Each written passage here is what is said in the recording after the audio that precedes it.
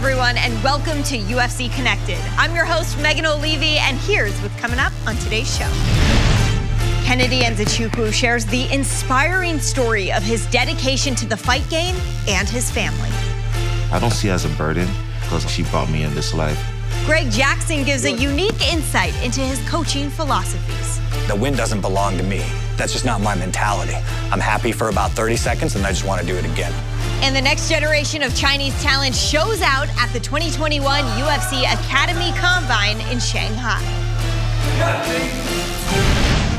Contender Series alum Kennedy Nzechukwu announced himself to the light heavyweight division in 2018, and he continues to improve with every outing. Fighting out of Dallas's Fortis MMA, the 28-year-old juggles his training camp with the job of full-time caretaker for his mom, who was diagnosed with ALS. Kennedy shares his remarkable story in Fighter Focus.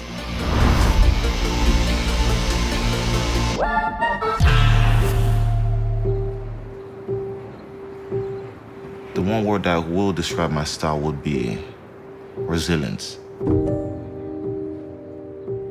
It goes back, man, back to Nigeria, growing up as a kid, not having much.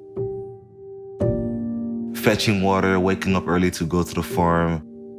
My parents were over here, and me and my siblings were back in Nigeria. So it's like, I think that kind of helped me build that toughness, that mental toughness. Family is a big deal there in Africa. They say it takes a village to raise a child. That's really what it is back home. That childhood, I wouldn't have traded for anything else because I could see how it molded my life and made me more of a man.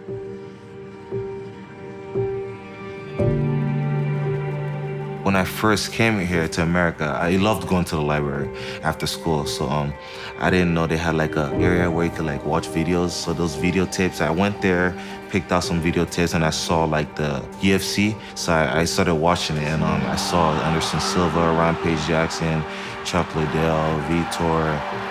It was always on my mind, you know? So I would watch it and go back home to the backyard and start practicing and doing different stuff. I thought I was freaking Anderson Silva, but it sparked my interest. So I was like, damn, I could do that.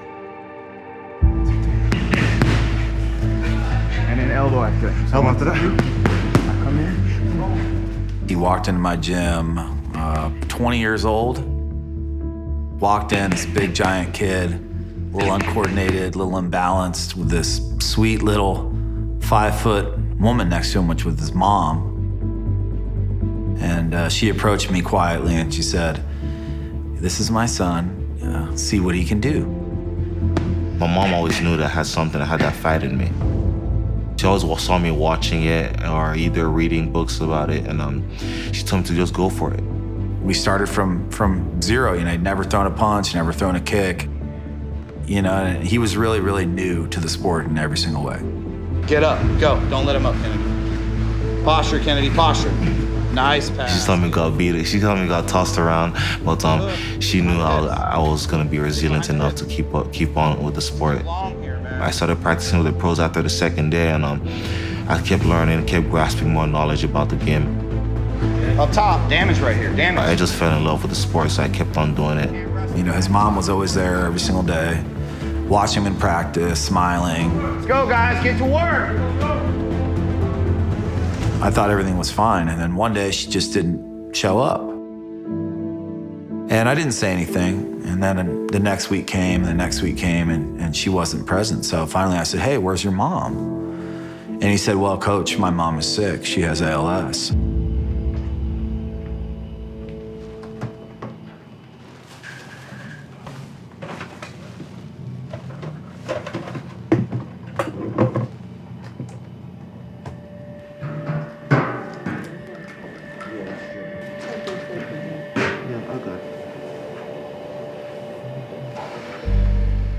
In 2014, I realized my mom was having shoulder pain. So it was like sharp pain.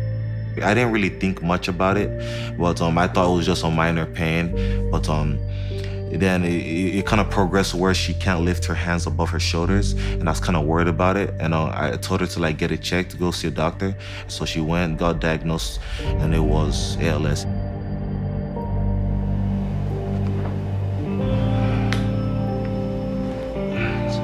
So I did some research and saw it was a muscle debilitating illness.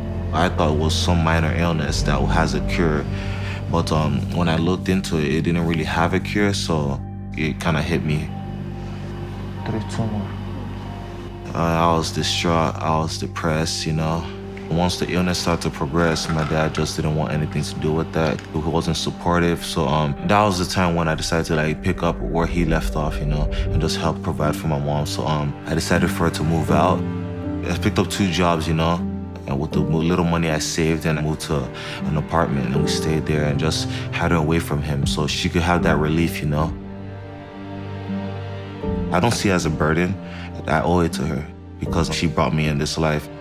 I just see it as a responsibility as a son. He does a lot. He's like a father figure here. And the mother figure, he does everything. Cooking, cleaning, going to grocery, you know, cleaning the house, everything. He does everything. He takes care of everybody, even his older brothers and his younger sister. He does a lot. I'm very grateful that I have a son like him. His mom is in a state where, you know, he needs to take care of her 24/7. He's kind of taken that role as a caregiver, even though he's got, you know, multiple siblings. He's the guy. There was a pain in his eyes that we could all see. But no matter what, nobody could put themselves in Kennedy's shoes, dealing with that kind of pain, watching his mom deteriorate. There was a point where our goal was just to get him to fight in the UFC before she passed away.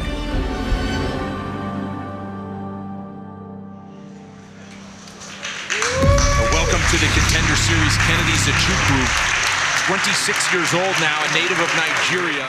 The Contender Series changed Kennedy's life. He was 3-0 when he fought a contender. And, you know, he just had a lot of raw ability. You know, he's got an 83-inch reach. He never gets tired. He had all these intangibles. I always, you know, pushed for him. I always told the UFC, I think this kid really can be something. I think he can be great. He is a humongous guy for light heavyweight. Using that leg. There it is. Head kick there. Brian is down. It's Nzechukwu with the hammer fist. Brian covering up. Yeah, that's it. Kennedy Nzechukwu, a win in emphatic knockout fashion. We are in desperate need of light heavyweights. How do you not take Kennedy? And then White signed me and I took it. He took the contract. So thank God, because I really wanted to raise money for my mom to get some treatment. His first fight in the UFC, Kennedy fought Paul Craig. Kennedy actually beat him the whole fight. He got caught in a triangle choke and he tapped. His next fight, he ended up winning. For the winner, by unanimous decision. And by the third fight, he seemed determined, you know, to show the UFC and the world what he was capable of. You know, Alberg was a big favorite. All eyes were on him. There seems to be a significant speed difference. Alberg is much more active though. But Kennedy's not going anywhere. Nowhere. I mean, he's so durable. Seeing Nzechukwu fighting with a lot of pressure. You know, Kennedy ruined that party. Huge right from Nzechukwu! Kennedy and Nzechukwu has knocked out Carlos Alberg! My goodness! It is a lot of pressure, and I think he let that on Alberg's chin with that right hook, you know, just all the stuff he's been through. And I think there's kind of been a release there for him. Incredible. Crazy performance by Kennedy. What a fight. Each fight that goes on, I kind of see that me gaining more experience and being able to like stay calm, you know. God's time is always the best, so if it's his will for me to be a champion, then it will happen. Kennedy, African Savage, Nzechukwu.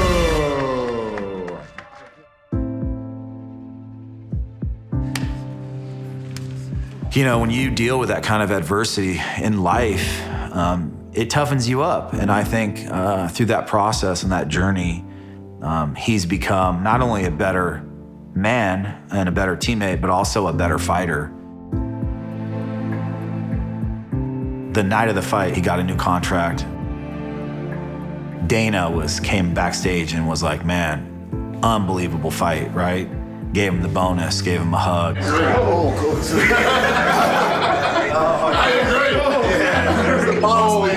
That was badass. What a badass fight. For the opportunity, sir. It was kind of just a vindication for everything we'd been through, and, you know, for him to finally start making that kind of money to change his family's situation is huge. And all the things that, you know, other people could say, hey, you know, this ruined me. Hey, I didn't have a chance. Hey, I never had a shot. The odds were stacked against me. He took those odds and flipped them around and worked through all those things. And I respect him for that. I'm really grateful for the stuff God has put me through. Even though it's not the best thing for Mom to be in that illness, but it have taught me a lot about growing as a man. Because everything's for a reason, you know, and God puts everything in your life for a reason. So I think that's helped me to push harder, grind harder, and have that more drive to like be victorious in what I do. It always makes it different when you don't give up.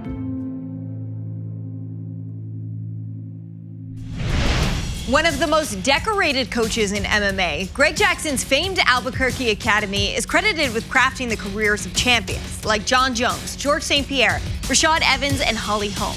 We got a breakdown of his approach to success in Coach's Corner.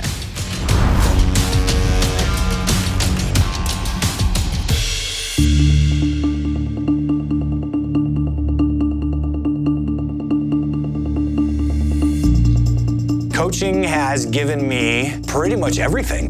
It's given me friends, it's given me money, it's given me a better life.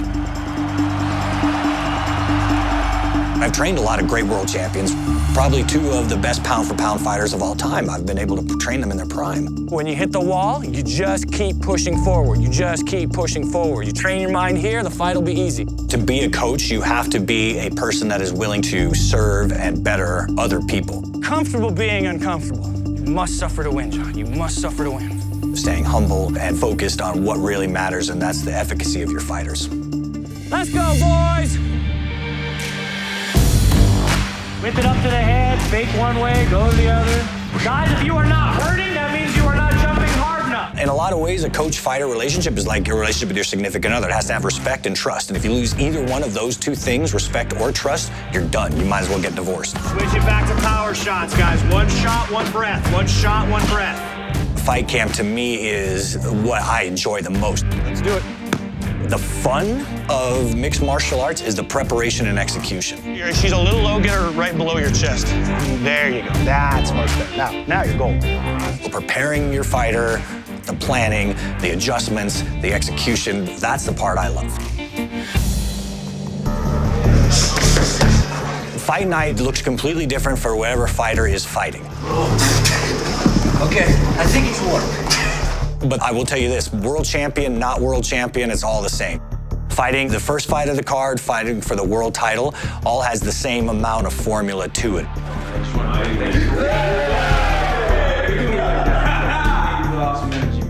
It's not Rocky. It's not like, this is it, this is your one chance, and the music's in the background, because I put so much pressure on the fighter. You want the fighter to stay in the process, that's important. Reflection. The moment before the walkout, I'm assessing my fighter, seeing do they need to keep moving? Do they need to calm down a little bit? Are they overhyped? Are they underhyped? I would say most of my fighters are pretty mundane on the walkout. They just go out there to get their job done. That's where they flip the switch. Cornering a fight is like fight camp itself. It's like playing jazz. Sometimes you gotta push really fast, sometimes you gotta pull back. You're just constantly assessing. Long pressure, John. Let's get that long pressure. My assessment then switches to the other fighter. He's missing all those, John. You got eyes on him. Now make him pay. You just got to be able to read the jam session and then kind of adjust to that. The corner has a purpose, the way we move into the cage, who's going to take the stool, who says what at what time. And let's get some good breathing in.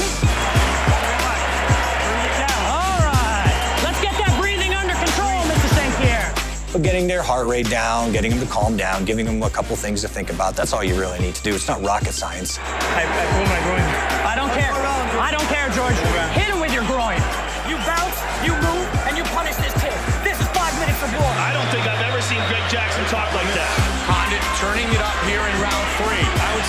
at responding to the message from his trainer.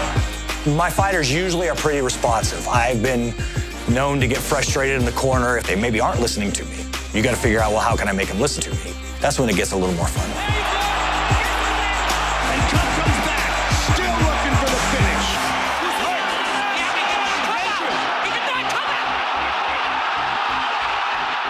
Those are the fights that are actually kind of fun because you're trying to work through a problem. Two things. Discipline, move your head, don't get crazy. The boring fights to me are the ones that just go so smooth, like bum-ba-dum-ba-dum. You go in, you do execute the game plan, it's over, let's do it again.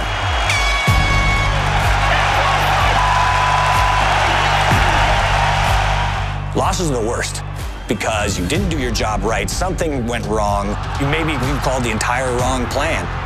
Maybe you just got caught. But whatever it is, you couldn't figure it out. So it sucks. I hate losing so bad. Winning to me is one of the least interesting parts of fighting because the win doesn't belong to me. Well, you're part of the team. Yeah, that's just not my mentality. I'm happy for about 30 seconds and I just want to do it again. Ultimately, for me, a fighter is my friend. Like, this is a friend that wants my help to accomplish their goals in life. And so for me, that's a very noble thing to help your friends out. That's the way I viewed it when they first talked me into being a coach, and that's the way I view it now 20 years later. Having that bond and that friendship, to me, is everything. With a mission to nurture local talent, the UFC Academy in Shanghai has already proven itself with a number of participants being signed to the UFC. To recruit the next class of athletes, the program recently held its 3rd annual Combine at the UFC PI. Under the watchful eye of UFC staff and coaches, young hopefuls weather a series of tests with the goal of being hand-selected for the program. We head now to UFC's China headquarters to find out more in Ultimate Access.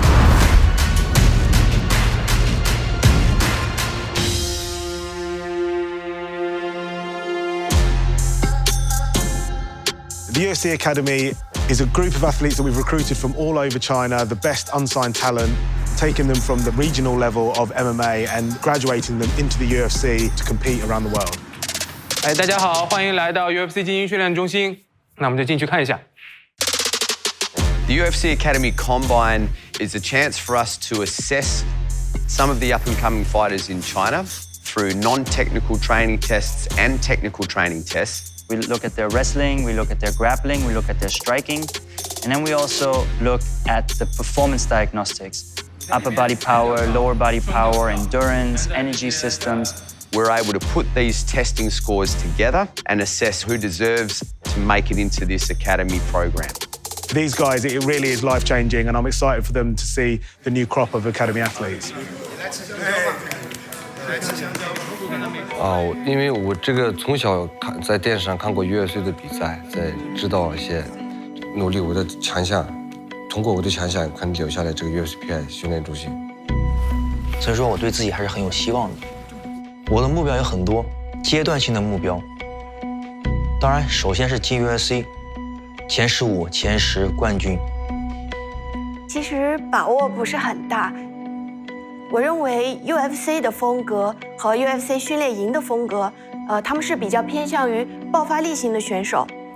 我希望在测试的时候，教练能注意到我所有的动作细节。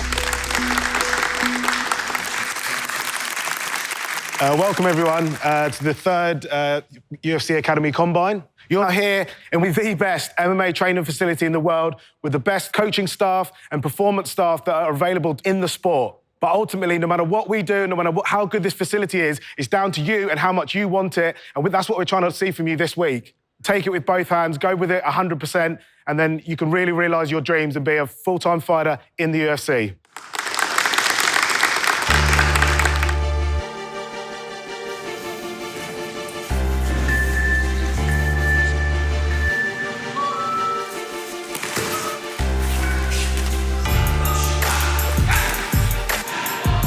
我的职业生涯目标就是打进 UFC。摔跤，我刚开始摔跤的时候，我也知道这个综合格斗，因为我心里面想过要早晚有一天我要转入到这个行业。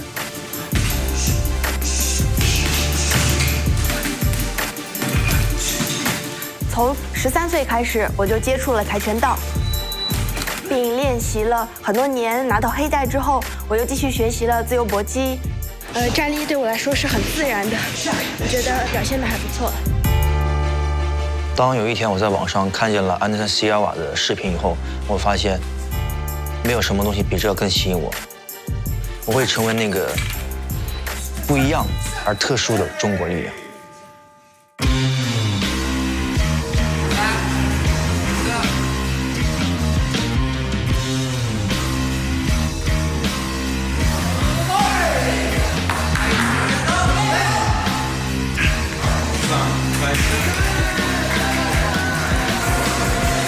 We had some great new talent come in, probably have the best crop of fighters that we've ever had as part of this academy. And come Saturday, I think it's going to be a really difficult challenge for us. So this test is testing our maximal strength.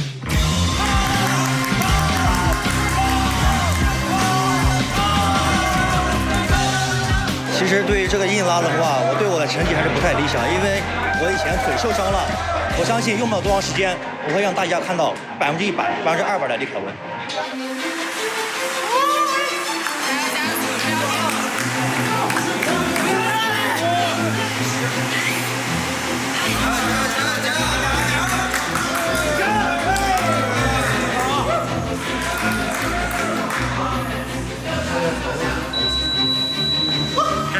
感觉对我来说跟巴西术打实际上是一模一样的，就是条件性的对抗吧。拿了这个位置开始做这个技术实战。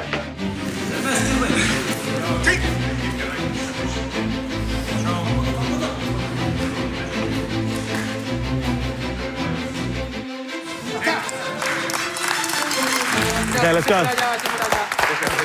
Okay. Every single one of you have put on a really good show in the combine, so it's going to be a really tough decision for the coaches here.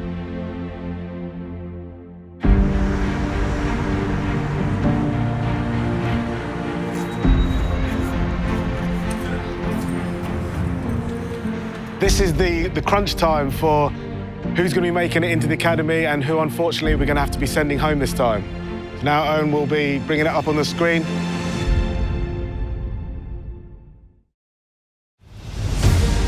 So congratulations to everyone who's made it to the 3rd Academy Combine.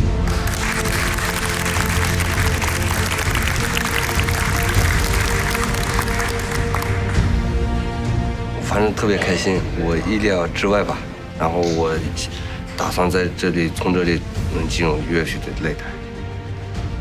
这次我非常开心能够入选，希望来这儿训练之后，一定会极大幅度的增加我的水平。从一开始我就知道我想要成为什么样的人，到达什么样的高度，在这儿我可能就是能够感觉到有更多的希望去冲击 UFC。Well, that's all for this episode. Get in touch and give us your thoughts online by using the hashtag #UFCConnected. Until next time, I'm Megan O'Leary, and I'll see you at the fights.